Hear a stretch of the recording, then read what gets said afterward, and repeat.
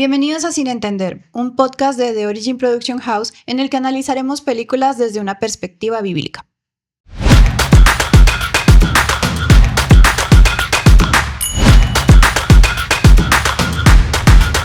Sin entender, no tragues entero.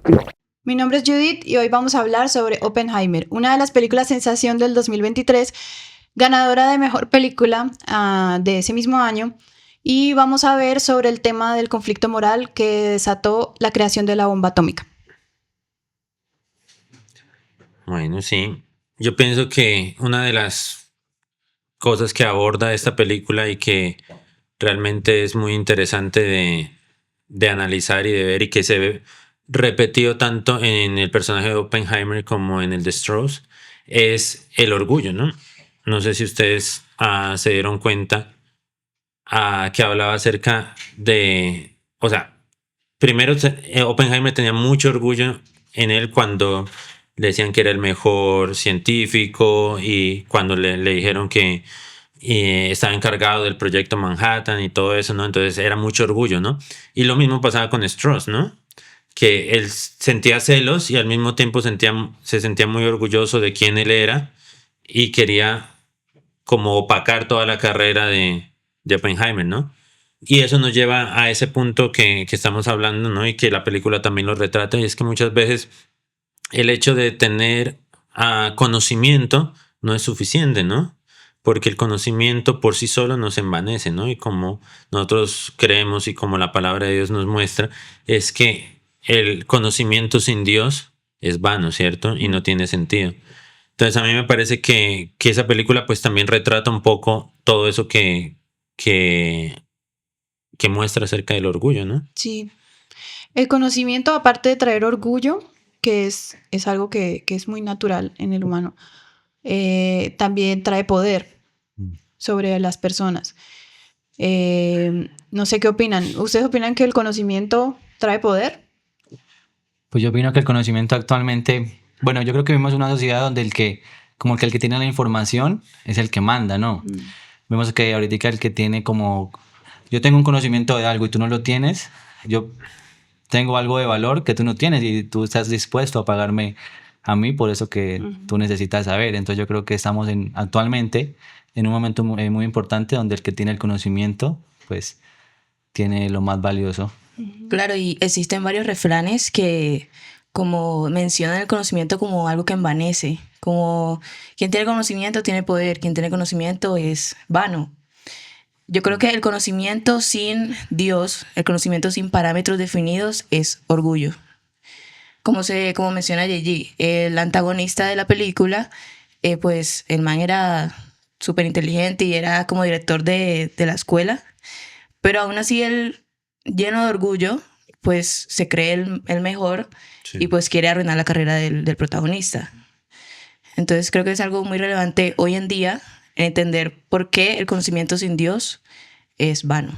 Y también creo que es importante ver que en la película hay una transformación en Oppenheimer en cuanto a esto del orgullo, pero en Strauss no, ¿cierto? En Strauss fue siempre, y de cierta forma es como el antagonista de la película, cuando realmente no tuvo nada que ver en sí con las cosas de la guerra, no es como algo que pasó después de la guerra, y se ve que no hay esa transformación en ese personaje, pero como si todo el peso de las decisiones y de la carga que lleva a Oppenheimer también en su conciencia, ¿no? Por haber creado la bomba atómica, lo hizo entender y como aterrizar un poco más los pies a la tierra y la humildad, ¿no? De entender que yo puedo tener el conocimiento, pero luego de eso yo no puedo controlar las consecuencias de lo que yo cree, ¿cierto? Porque él decía, creamos la bomba atómica, pero no la usamos. O ahí después de crearla, ahí sí ya empieza el razonamiento de qué vamos a hacer con la bomba atómica, ¿no? Y en la misma película se menciona, es que tú simplemente la creaste, pero no está en tus manos cómo se va a usar, ¿no? Entonces, ahí es muchas veces cuando nosotros también hacemos cosas sin ver el alcance y sin ver las consecuencias que eso pueda traer en nuestras vidas, ¿no? Y cuando el conocimiento nos enorgullece y nosotros pensamos de que no importa lo que hagamos, todo va a estar bien, todo va a estar perfecto, y nos damos cuenta que yo creé algo con un fin o para algo, pero trae una consecuencia, trae una destrucción, trae algo malo. Entonces muchas veces eso nos hace entender que no estamos en control de las cosas, ¿cierto? Que nosotros somos más pequeños de lo que pensábamos y eso obviamente nos trae humildad, ¿no? Sí, y no podemos controlar el eco que tenga lo que nosotros enseñamos o impartimos, el conocimiento que nosotros ya mostramos a la humanidad, ya sacamos de nosotros. No podemos detener el eco que eso va a tener. Tú puedes cambiar de opinión, tú puedes cambiar de ideología, bueno, de pensamiento, de forma de pensar, pero ya lo que hiciste no sabes el eco hasta dónde va a llegar y si se va a detener o no. Y por eso es peligroso también el conocimiento, como hacia dónde lo tiras. Y el conocimiento se vuelve peligroso cuando lo piensas solamente para tu beneficio. O sea, cuando yo quiero utilizar este conocimiento, como ustedes decían, de manera vana, porque estoy orgulloso de esto. Entonces, si todo tu conocimiento solamente es para alimentar más tu orgullo y para propósitos personales solamente, como que solamente para ti, pues obviamente vas a perseguir y conseguir cosas muy peligrosas con el conocimiento que tengas. En cambio, si tu conocimiento lo usaras para el bien, pues lograrías otras cosas. Por ejemplo, la energía nuclear es algo que ahora están pensando como una energía limpia, verde, no sé. Eso es el mismo conocimiento aplicado, pero de una manera completamente diferente. Entonces me parece interesante cómo el mismo descubrimiento científico pudo haber llegado a dos resultados diferentes. Y bueno, lo llegó. Ambas cosas salieron del mismo procedimiento científico, por así decirlo, de la fusión o de la división del átomo, pero de todas maneras, al punto que voy es que dependiendo de qué tanto orgullo tengas en tu corazón, el conocimiento que tengas va a ser peligroso o va a ser algo beneficioso para la humanidad. Pero también de alguna manera, viendo que actualmente como que la verdad es tan relativa y moralmente, pues que moralmente cada quien decide qué es lo que está bien y qué es lo que está mal, en qué momento como que se vuelve ese conocimiento algo bueno para la sociedad, ¿no? Porque siempre va a haber de pronto que eso afecte también a alguien, ¿no? Entonces también se vuelve como, no sé, también algo muy delgado que se puede cumplir, o pues eso pienso yo. También me parece importante también mencionar que, dice, el conocimiento es peligroso, pero la ignorancia es aún más peligrosa. Te vuelve vulnerable. Sí. La ignorancia como que te vuelve a ser alguien sumiso, pero también la ignorancia como que de alguna forma te quita responsabilidad. Entonces ya está la decisión de ser un ignorante tranquilo o un sabio con zozobra. Es que la cosa, digamos, no es el conocimiento, sino el conocimiento que enorgullece, ¿no? No sé, todos nosotros hemos tenido profesores o gente que se nota la prepotencia, ¿no? Porque sabe más que uno, entonces quiere opacarte o quiere minimizarte simplemente porque sabe más que uno, ¿no? Y generalmente lo que pueden lograr es muy poco, ¿cierto? Porque ¿cuál es el objetivo de un maestro? Pues que sus alumnos aprendan, ¿no? Pero a uno le cuesta aprender con personas así, ¿no? Pero cuando hay una persona con conocimiento, pero que es humilde, entonces, ¿qué pasa con eso? Uno percibe también esa humildad y puede llegar más fácilmente a conseguir sus metas, ¿no? Porque muchas veces cuando nosotros nos enorgullecemos por lo que sabemos hacer o por los logros que tenemos, es porque muchas veces basamos nuestra identidad y nuestro valor simplemente en las cosas que hacemos, ¿no? Entonces pienso que esa es, como tú dices, es una línea delgada de nosotros mismos analizarnos y estar muy conscientes de que a veces cuando hacemos algo bueno creemos que somos mejores que los demás, pero cuando nos equivocamos y cuando vemos muchas consecuencias indeseadas de nuestro trabajo, entonces nos damos cuenta que realmente no tenemos las cosas bajo control. Y es bueno mantener eso siempre en la mira, porque ahí es donde dice, cuando estamos, o sea, después, antes de la caída, ¿qué viene? La altivez de corazón, ¿no? Entonces es un ciclo de la vida. Cuando nosotros somos altivos, cuando nosotros nos enorgullecemos, lo que va a pasar inmediatamente, naturalmente, es que llega la caída. Sí. Me acordaron de un versículo que está en 2 Pedro. 2 Pedro dice, añadid a la fe virtud, a la virtud conocimiento, al conocimiento dominio propio. Entonces, el conocimiento no va solo, tiene que estar acompañado de todas estas cosas, y creo que la última es el amor, porque estas cosas juntas hacen un bien, o sea, son cosas que se complementan y que estando solas completamente probablemente no muestran al Espíritu Santo en la vida personal de cada uno. ¿Ibas a decir algo, cierto? Sí, yo creo que en esta película se muestra mucho el dilema entre la moral y la culpa. Uh-huh. Y todo eso radica en el interior del ser humano. Entonces, pues podemos ver todo el contexto de las bombas nucleares y todo, pero analizar mejor, al ver más en el protagonista, vemos que él lucha con algo interior. Y eso me recuerda mucho al versículo que dice que lo que contamina al hombre no es lo que sale del hombre, sino... lo que sale del hombre, no lo que entra. Es decir, el pecado. Entonces, muchos de los problemas mundiales que tenemos hoy en día es por causa del pecado. Uh-huh. El problema de la humanidad es la humanidad misma. Uh-huh. El pecado que hay en nosotros. Sí, pues eso quería resaltar. Sí, eso me recuerda al otro punto, y es el fin justifica los medios. Tú estabas hablando, Jainer, de que sí, cómo podemos condenar, cómo podemos en contexto de guerra ver, dependiendo del fin, qué medio es bueno, como si la verdad es objetiva, subjetiva. Entonces yo creo que la verdad es objetiva. La verdad no es según la persona que la está percibiendo. Sí, en este caso tampoco considero que sea según el contexto, porque aunque es un contexto de guerra, la verdad permanece siendo la misma. Hay cosas buenas y hay cosas malas, y yo no creo que para Dios sea bueno la bomba atómica, por ejemplo, o las guerras. Pero Dios en la Biblia ha hablado en contextos de guerra de exterminar pueblos enteros, de hacer masacres completas, porque Él sabe qué es lo mejor para la humanidad en su soberanía, en su providencia. No sé, ¿ustedes conocen el término de providencia? ¿Saben qué es? ¿Alguno conoce? Sí, como que al final se termina siendo la voluntad de Dios indirecta o directamente. Esa es la providencia de Dios. Sí. Sí, su intervención en la historia. Y probablemente él no planeaba que las cosas salieran de esta manera, pero en su soberanía. No, seguramente. Muy seguramente, exacto. Muy seguramente él no quería que las cosas fueran de esa manera, pero él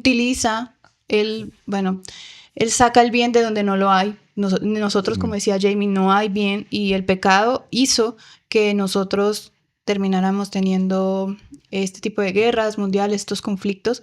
Y es lo mismo que pasó en el huerto del Edén. Nosotros quisimos determinar qué era el bien y el mal por nuestra propia cuenta. Y todo salió muy mal. Sí, todo salió muy mal. Muchas veces cuando vemos la maldad en el mundo, muchas personas quieren culpar a Dios por la maldad del mundo, ¿cierto? Y es como decir, yo hice aquí un reguero y la culpa no es mía que hice el reguero, sino es de Jainer que dejó el vaso acá. No, yo tengo que asumir mis culpas, ¿no? Y el mundo está como está, en medio de la violencia, en medio de la corrupción, en medio de las guerras y todos los males que vemos.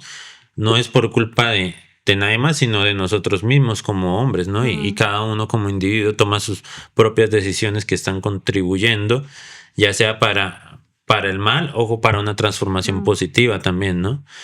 Pero el diseño de Dios no es el que estamos viviendo, ¿cierto? Al 100%. Y uno de nuestros objetivos también es poder restaurar el diseño de Dios en nuestras vidas, nuestras familias, en nuestra sociedad, en nuestra comunidad, en nuestras naciones, ¿no?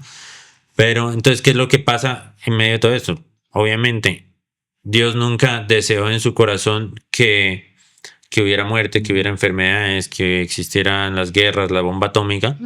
Pero en medio de todo el mal y en medio de que las cosas no están surgiendo como Dios las diseñó, Dios no ha perdido el control. Esa es la providencia de Dios, que Dios no ha perdido el control por nuestras decisiones. Dios sigue siendo soberano y Dios sigue siendo rey. Y yo creo que lo podemos ver no solamente en la película, sino en el contexto histórico de lo que realmente pasó en la Primera y la Segunda Guerra Mundial, ¿no? En el hecho de que la providencia de Dios está obrando para que la verdad de Dios sea expandida y que la maldad sea contenida, ¿no? Dios no va a actuar como por obra de magia, arreglando todos los problemas, pero Él sí interviene de manera soberana, restringiendo la maldad, ¿no? Y si nos damos cuenta, no fueron los americanos ni los aliados los que empezaron a desarrollar la bomba atómica, ¿no? En la misma película muestran que en el periódico salió que los alemanes ya habían Ajá. podido dividir el átomo, ¿cierto? Entonces pusieron a investigar y lo primero que se les vino a la cabeza con ese descubrimiento es que se puede hacer una bomba. Entonces ya sabían que estaban en una guerra por quién iba, o una guerra, no una carrera, quién iba a crear primero la bomba, ¿no?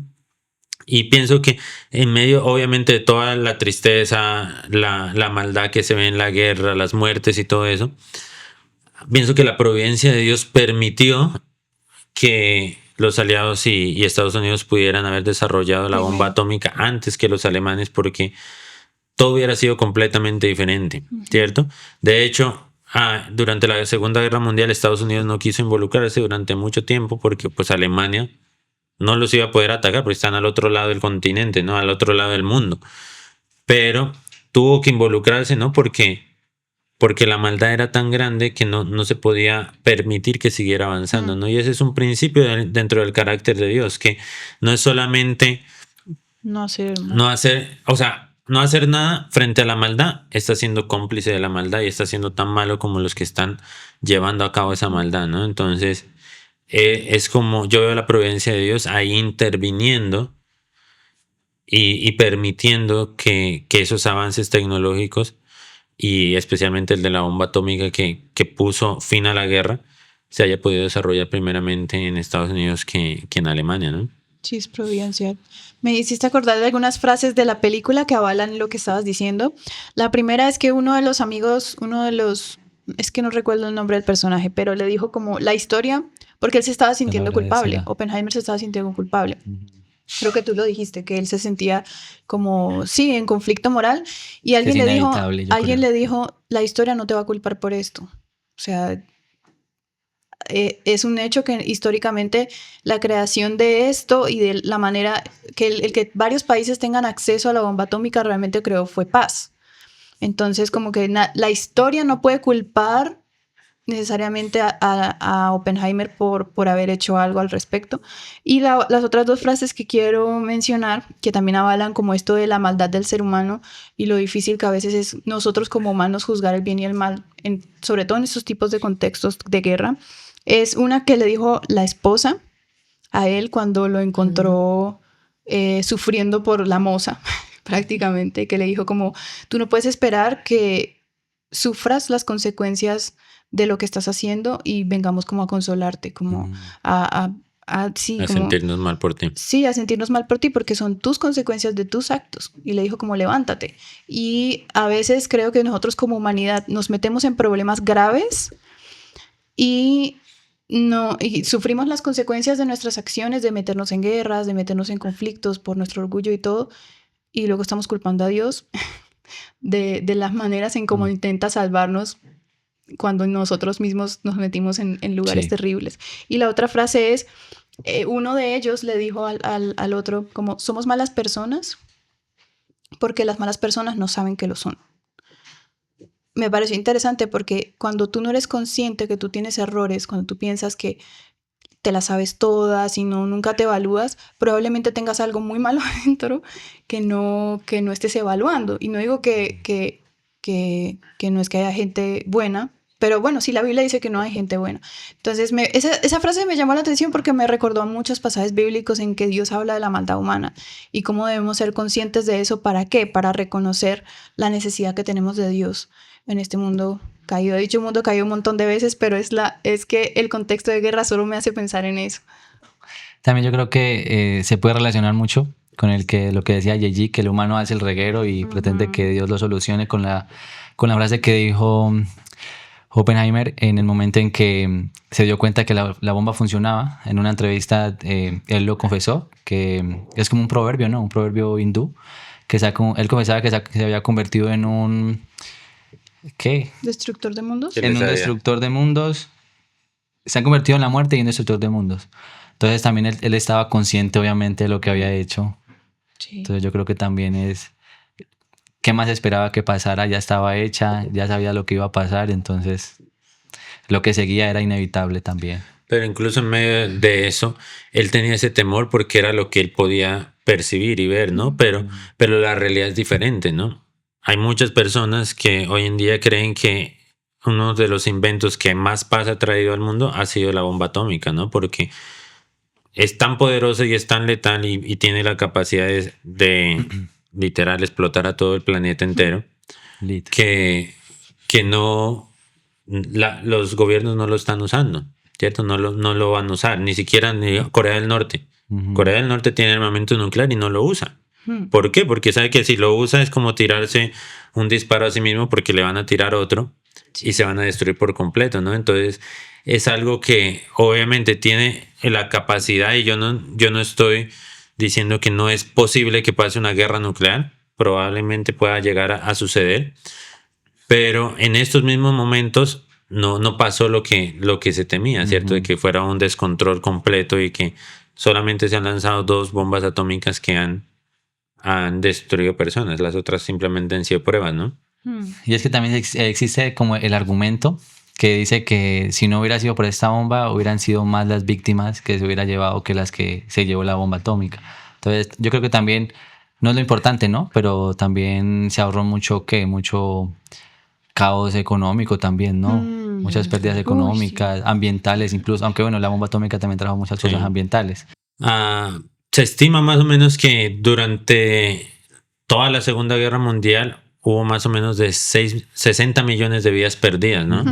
Y con las 2 bombas atómicas que cayeron en Hiroshima y Nagasaki, la total de víctimas creo que es menos de 1 millón de personas, ¿no? Wow. Entonces realmente el hecho de la creación de la bomba atómica y haber usado la bomba atómica para terminar la guerra fue algo que uno podría decir hasta fue bueno, ¿no? En el sentido en el que se evitó que tantas vidas se siguieran matando, ¿no? Porque antes de la bomba atómica no fue que la bomba atómica empezó a matar gente. No, antes de la bomba atómica nos estábamos matando. Claro. Imagina todo ese poco de gente muerta sin necesidad de la bomba atómica. Y también que los japoneses, ellos no se iban a rendir, ¿cierto? Ya Hitler, cuando se lanzó la primera bomba atómica, Hitler ya estaba baila, ¿cierto? Ya estaba muerto. Entonces, y los japoneses siguieron peleando y no se iban a rendir. Y como lo dice la película, habían fuentes de informantes que les decían que los japoneses no están dispuestos a rendirse, ¿no?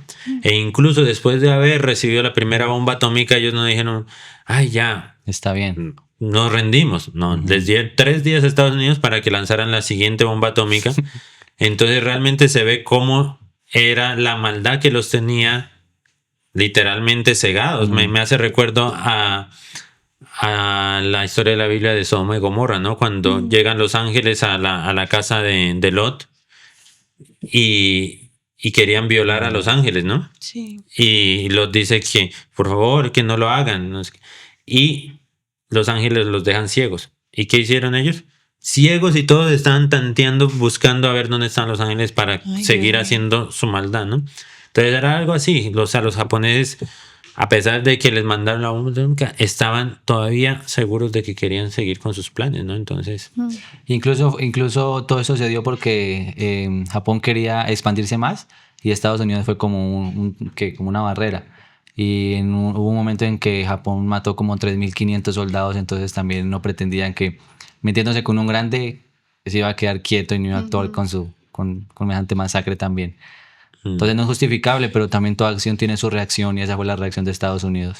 Pues claro, pero en una guerra es muy difícil como poner, ese es el bueno y ese es el malo, Ujú, porque sí, es todos verdad. hacen mal, es una guerra. Todos son malos, sí. Entonces es como el mal menor. pero hasta cierto punto, no, hasta cierto punto no. Matar no está mal. En el sentido en el que si a ti te viene alguien, tú eres a cabeza de tu familia, tienes tu esposa, tus hijos, y alguien entra a tu casa y los quiere violar a tu esposa, a tus hijos, te quiere matar, tú dices, no, es que matar está mal, yo no voy a hacer nada. No, yo tengo que defenderme. Por eso dentro de la guerra hay crímenes de guerra, ¿no? ¿Por qué? Porque dentro de los crímenes de guerra está que tú no puedes hacer, digamos, lo que los nazis hacían, simplemente coger a un judío civil simplemente por ser judío y irlo a matar, ¿no? Se supone que tú estás peleando contra una nación y contra el ejército de esa nación, ¿no?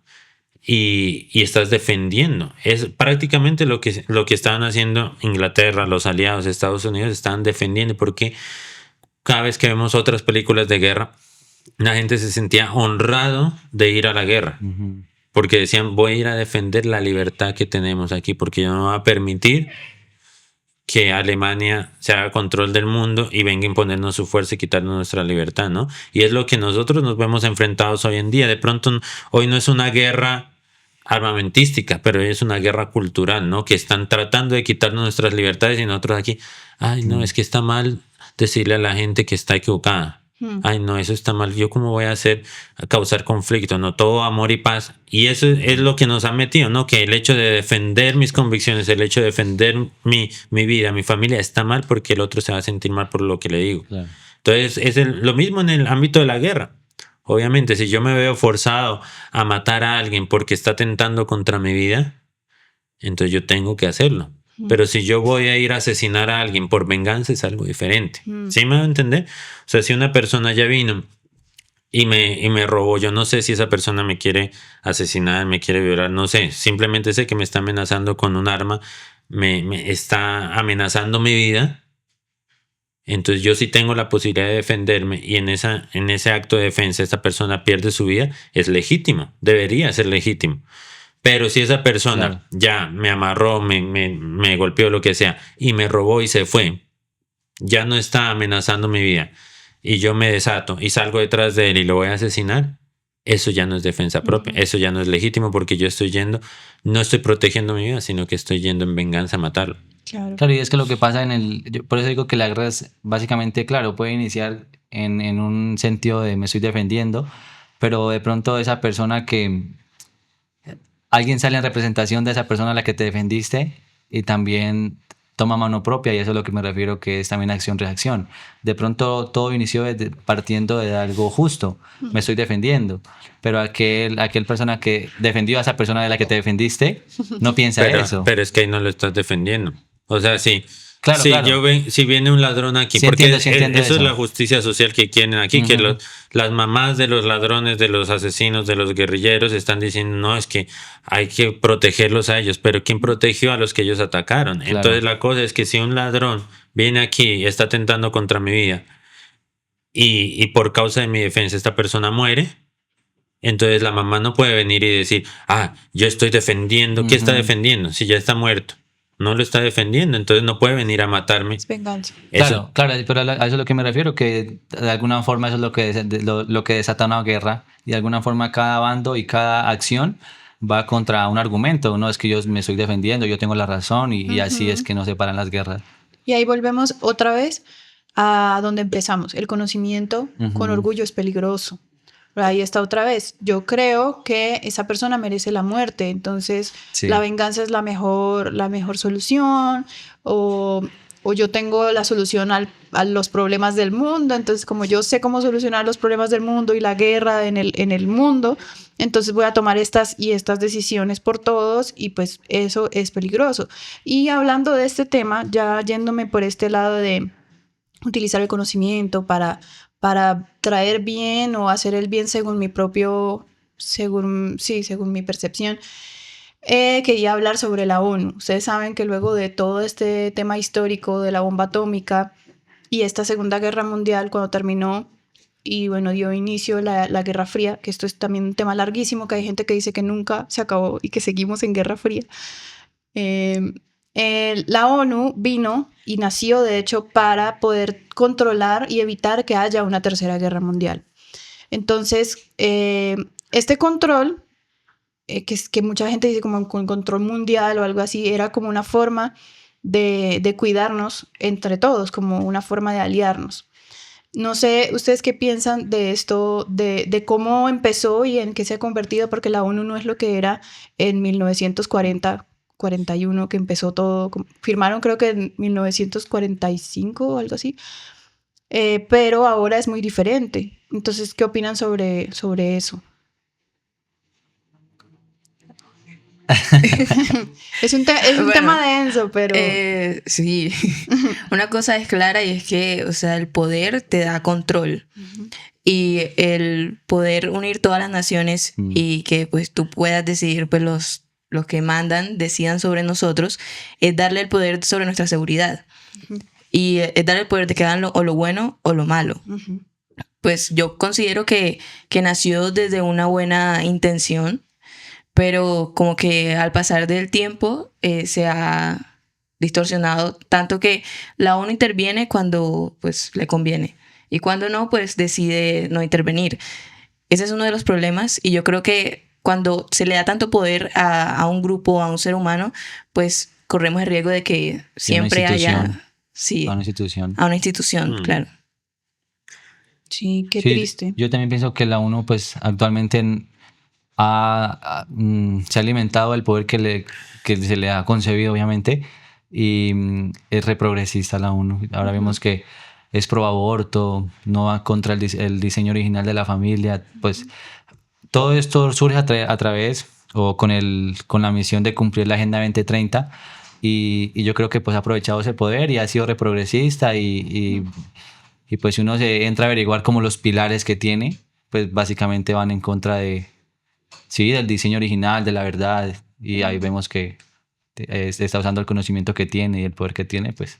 Claro, porque lo que yo creo que pasa es que nosotros podemos tener buenas intenciones, pero si no tenemos buenos métodos, si no tenemos la verdad para saber cómo lograr lo que queremos hacer, entonces terminamos fallando igual. ¿Por qué? Porque la ONU para mí es como la Torre de Babel. Sí. O sea, cuando Dios le dijo a Noé que se multiplicara y llenara la tierra, estaba diciendo, espárzanse, ¿cierto? Llenen la tierra, ocúpenla. Ese era el plan de Dios, ¿no? Y ellos quisieron. Nimrod se levantó como un hombre poderoso, un hombre de guerra, diciendo, obviamente, pónganse los zapatos en esa época donde tú estabas ahí en el monte. No habían billones de personas, no había policía, no había nada de eso. O sea, si alguien más fuerte que tú venía y te quería matar, robar, quitarte lo que tú, ¿qué podías hacer? Entonces, ¿qué hacían? Empezaron a formarse las sociedades con forma de protección. Yo no voy a andar solo, voy a andar con toda mi familia, con toda esta sociedad que me proteja. Entonces Nimrod se levantó como ese poderoso diciendo, yo les voy a dar paz, ¿cierto? Prácticamente. Entonces vamos a construir una ciudad y una torre que llegue hasta el cielo. Entonces estaba haciendo ¿qué? Un centralismo, un globalismo, donde Dios había dicho, llenen la tierra, pero el hombre no quiso hacerlo, quiso su seguridad, ¿no? Y buscándola desde la forma que no es. Dios siempre ha querido crear identidad, que nosotros tengamos identidad como personas, como individuos, también como familia, como nación. No que tengamos una identidad impuesta y global. ¿Sí me va a entender? Y eso es ese es el poder que se le dio a la ONU. Y si ustedes ven, hoy en día la ONU se cree el que tiene la última palabra en todo, junto con la OMS y con la UNESCO y con todas las organizaciones que se desprenden de la ONU. Entonces ellos tienen la última palabra en todo y ellos son los gurús de todo y todas las naciones se tienen que someter. Obviamente no lo están imponiendo por la fuerza, porque no todos los países hacen parte de la ONU, pero ese es la meta que se ve evidente que quieren lograr.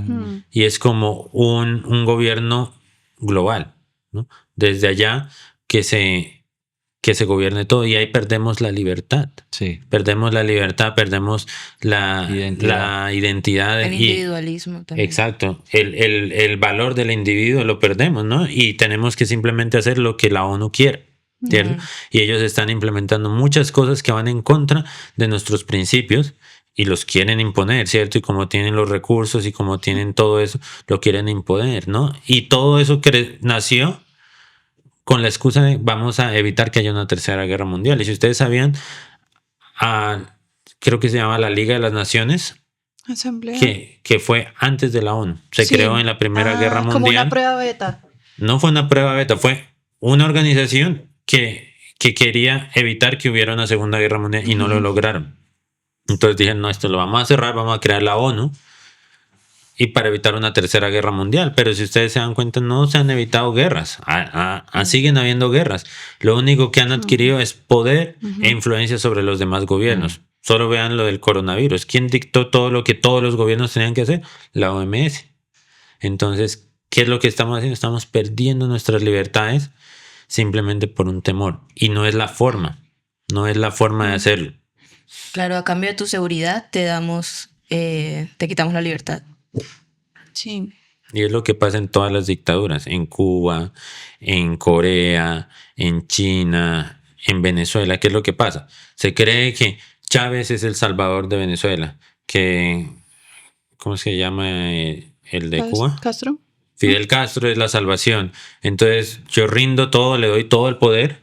¿Y qué pasa? Tarde que temprano se voltea y eres totalmente esclavo.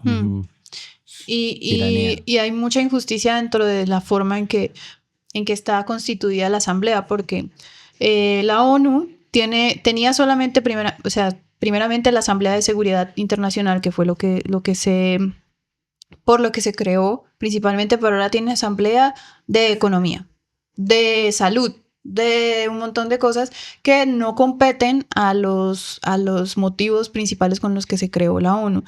Y aparte de crear esas otras asambleas que son ajenas a lo de la seguridad, las personas que pertenecen, 193 países pertenecen a la ONU, los que están firmados. Tengo entendido que hay un país de Medio Oriente que hay como 2 países que están como solo observadores, como participan. No están dentro de la carta, porque eso es una carta que firmaron todos para someterse a lo que la ONU dijera. Entonces varios países, incluyendo Colombia y muchos países de Latinoamérica, firmaron que se sometían a lo que dijera la ONU. Y esa carta yo leí un poquito, es larguísima, pero habla como cuándo se puede intervenir, cuándo se usa la fuerza, cuándo se usa la seguridad. Entonces es muy utópico. Yo leía y yo decía, es que esto es imposible, o sea, muy bonito el plan, pero es imposible que pase. Primero porque somos humanos caídos, y vuelvo a repetir el tema del principio, somos humanos, y cuando nos dan poder, como decía Jamie, cuando nos dan poder, podemos acabar con lo más bonito y precioso que hayamos planeado para darle un bien a la humanidad, lo podemos acabar usando para el mal. Y hablando de la Asamblea, les está diciendo 193 países pertenecen a la ONU, pero solo como 20 están en lo de la seguridad internacional.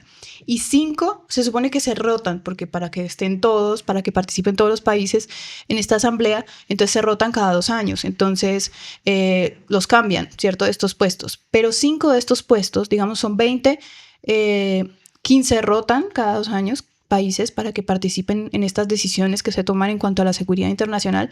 Y 5 de esos países no rotan nunca, que son... Tengo entendido China, Estados Unidos, Rusia, Francia, Inglaterra. Entonces, estos países, uno dice, ¿por qué estos países? O sea, son las potencias mundiales, porque hay otras potencias, o porque hay otros países que tienen la bomba y por qué no están incluidos. Bueno, porque fueron los que tuvieron como más influencia en la Segunda Guerra Mundial. Y por eso. Dicen que por eso. Entonces, ellos tienen más poder que los otros 15, no solo porque no rotan, sino porque ellos tienen derecho a veto. Veto es como un voto. Ellos hacen cosas como la democracia. Todas las decisiones las toman votando. Y el veto es un voto que ellos tienen, que si uno de ellos no está de acuerdo con intervenir en una guerra, y por eso es que tú decías, ellos no han impedido las guerras, porque hay algunos países que tienen más influencia. Entonces, por ejemplo, Rusia. Si Rusia hace uso del veto, es el voto de ellos. Si solamente uno de los 20 no está de acuerdo, se cancela la propuesta. Así haya ganado la mayoría. Pero si uno no está de acuerdo, entonces se cancela todo. Entonces hagan de cuenta el poder que tiene que solo una nación tenga toda la autoridad de socavar cualquier iniciativa que se tenga para parar una guerra. Eso me parece terrible. Sí. Y adivinen qué 2 países son los que más han hecho uso del veto. Rusia y Estados Unidos. Entonces, ha sido obviamente el mal del humano ver como algo que nació para prevenir, ahora está muy politizado y usado para ideologías y política y guerras personales, con muchos intereses egocéntricos y orgullosos. Como decíamos al principio, pueden haber muy buenas intenciones, muy buen conocimiento, muy buenas estrategias, muy buenas metodologías, pero con un humano caído sin temor de Dios, nada de eso funciona. Todo es utópico. Por eso me parece tan interesante esta película, porque muestra, como lo mencioné anteriormente, el interior del protagonista. Y cómo él se ve como esta dualidad de, bueno, ¿qué hago? ¿Qué está bien y qué está mal? En el ser humano siempre va a haber maldad. O sea, si lo vemos interiormente al protagonista, pues engañaba a su mujer, manipulaba a los que tenía alrededor y no había manera de justificarlo. Él mismo estuvo como en un juzgado, como informal, que puso el antagonista, y él aceptaba, había cosas que él había hecho mal. Entonces no hay manera de decir somos totalmente buenos o totalmente malos, simplemente somos malos. Somos malos. Y de alguna manera también es como importante mencionar que el mismo protagonista no pudo como contra sus vicios y murió de cáncer de garganta por el vicio al cigarrillo.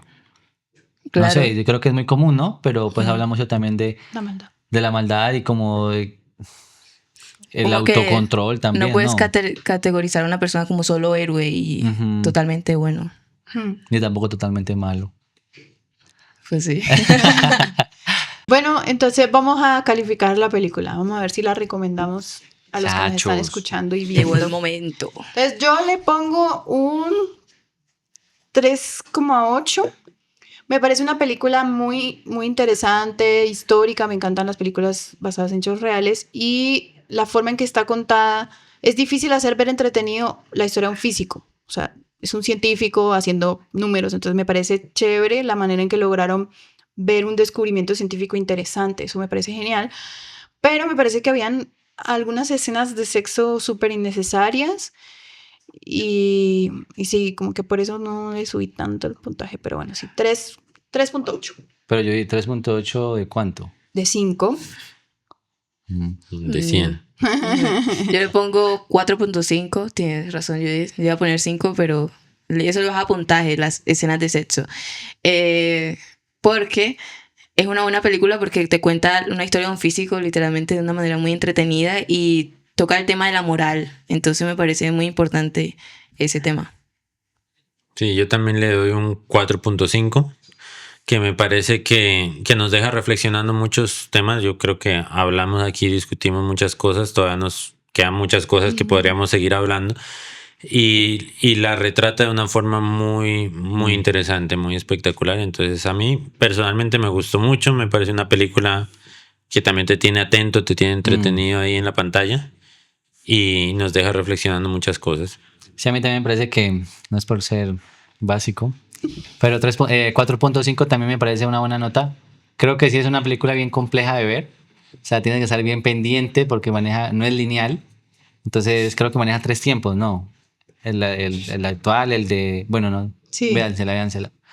Pero básicamente me parece que es una buena película, pero hay que estar muy, muy atento, muy pendiente y a pequeños detalles que luego se vuelven importantes para la resolución del problema. Bueno, entonces la puntuación quedó 4,3. Eso quiere decir que la recomendamos. Y cómo no. Véansela. De verdad. Recomendadísima. De verdad. Y bueno, ya saben, ustedes pueden seguir nuestro podcast. Nosotros hacemos esto porque para nosotros es importante que descubramos la verdad de los mensajes de las películas, para no ser manipulables, como hablábamos aquí del tema del conocimiento. Esto es importante. Y por eso hacemos esto, porque la verdad hace libres. Y es importante saber la verdad también de lo que consumimos. Eso es súper importante. Esa es la motivación de este podcast. Y también queremos invitarlos a que compartan este video con las personas que les gustó mucho la película o que no la entendieron para que la entiendan mejor. Y en los comentarios déjenos su opinión sobre la ONU. ¿Qué piensan de su labor actual? De si ha sido útil o no. ¿Están de acuerdo o no están de acuerdo? Y los invitamos a ver el siguiente episodio de Sin Entender. No tragues entero. Sin entender, no tragues entero.